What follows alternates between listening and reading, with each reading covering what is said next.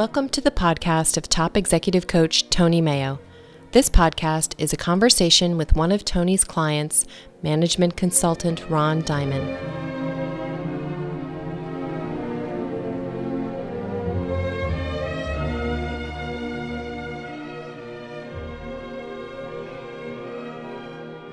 A few days ago, I had lunch with a mutual friend of ours, Lowell Nirenberg, very experienced, terrific coach.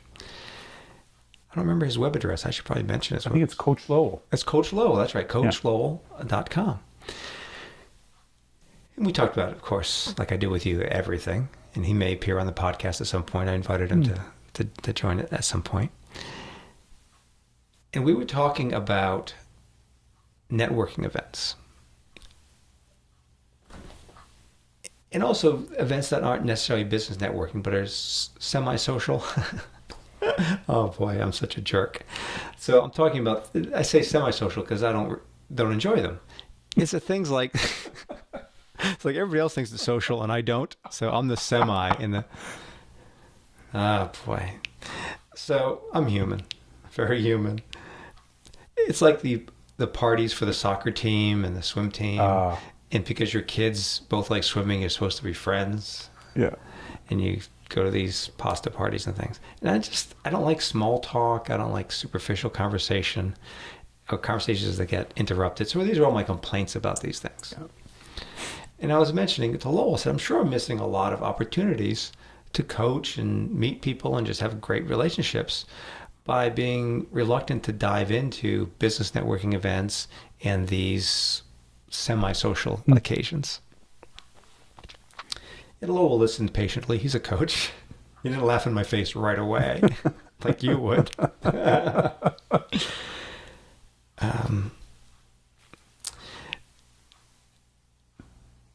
And he said, well,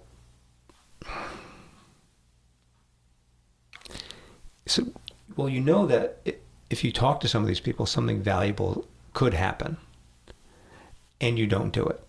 Is that right? I said, yeah. I said, well, what is the internal conversation? What are you thinking when you're not talking to the people? And I realized in an instant, it was this something's wrong thing. But the version of it was, I have to accomplish something.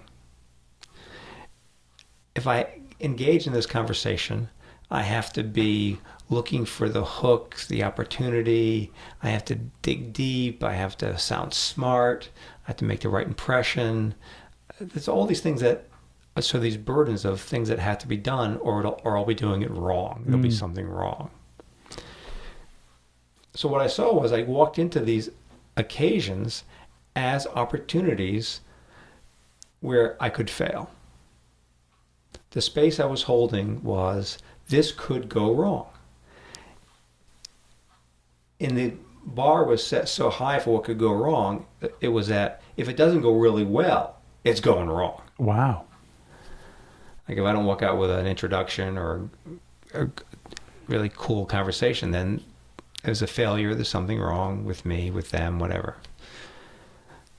So I realized I was holding the space of something's wrong, and sure enough, wrong stuff was showing up. I didn't enjoy the parties. I didn't, I hate to think what my reputation is, probably aloof.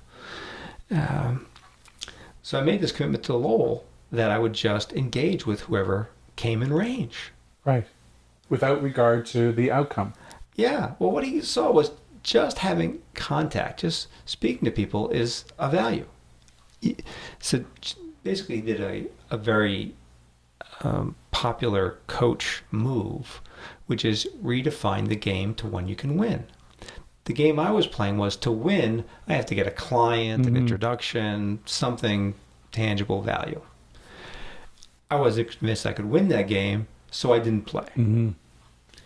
Well, let's make the game, if you approach the person, you win. Easier. I can't lose that. Yeah. So if I just say hello, ask a question, I win. I think that was the standard I set up was. If I get to a greeting and ask some question to try to open the person up, draw them out, engage them, I've won. Right. Everything after that's gravy. Right. Bonus points. Right. We were eating outdoors in downtown Rockville, some people parked their car right next to us. And as they got out, I turned to them and I asked them something about their car. And they said, "Oh, we just got here from Florida." That was, we talked for 2 or 3 minutes and joked about something, and they both walked away. I said, "Oh, well, I guess I can do this. I can do this." Yeah. That was 2 days ago. And I've noticed I've been doing that game of people come in range in a store, at a client site, whatever it is. I'll just ask some follow-up question, make some comment to make a connection. So far, so good. Easy game to play. Yeah. This morning, I was out walking the dog, and there was this lady coming the other way. She was infirm. She had a cane. My usual approach is to take the dog and cross the street because I don't want to get wrapped up with someone, make it hard for her to walk. Those are my excuses. Yeah. This time, I look up at her. She's making eye contact, and she's smiling. And we stop and we talk for a few minutes about how she's met the dog before with my wife, and her son died a year or so ago, and I didn't realize that's who she was. I didn't remember her son. I didn't know it was her. And as I'm walking away from her, I said, "Wait a minute." She approached me. I was on my way out of here. And son of a gun, if that didn't happen yesterday at the store. I'm holding the space for people to play this game with me. Wow. You're being approachable. Yeah, there's something going on. Probably changing my expression or my body language. Something's shifted in the space I'm holding because I'm now playing the game of, if you're within a certain number of feet, I'm going to engage with you. Mm. So they do before I do. Mm. It's just so powerful. I went from holding the space of something significant has to happen, and usually doesn't, so it sucks, to the game is I'm just going to have some contact, and people sign up for the game. And it sounds like one of the things you said was it was easy. You can do it. So do you want to naturally up the game or the stakes or the outcome? How many fingers am I holding up, Ron? Just one, Tony. Yeah, which one is it? It's a little blurry from this distance as I move Can't further you away just from leave you. well enough alone? I was happy. I was content. Maybe, would you like to articulate that invitation again? Well, the thing is, for me, you are a contribution. So you make a difference for people. You have them see things that they didn't see for themselves. Thank you. Have them get unstuck. So there's that available for strangers too. So in the conversation, or is that? See, that's going back to my old game. It is, See, isn't I feel it? like I've got to You've got to win perform something. and maybe I can get to that. I mean, where I don't see that as something that I have to do to be okay. Yeah.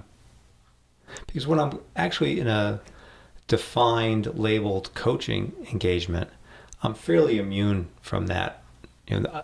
I've got to perform, I've got to deliver. Yeah. Because I guess I have enough experience with it that I know that gets in the way, number one. Yeah. But also that it will happen. Yeah. Yeah. That I'm skilled enough. That it will happen. But in a casual exchange, so I decline that invitation. Yeah. I see that. Do you have an intermediate goal? Maybe I could just be like, we'll put gradations on this. There could be Northeast U.S. where I grew up, is where I was. Yeah. And I think I'm on the way to Canadian.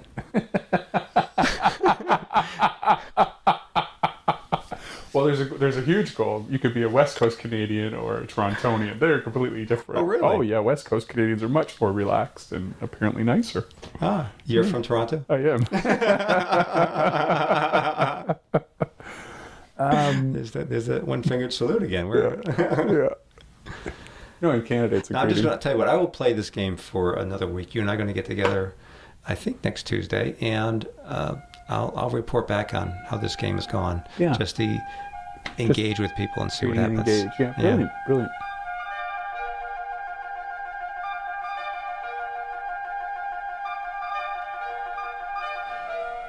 We hope you enjoyed this podcast. More information is available at tonymayo.com. We appreciate your comments, suggestions for future topics, and, most of all, stories of how you applied the coaching. Our email address is podcast@mayogenuine.com.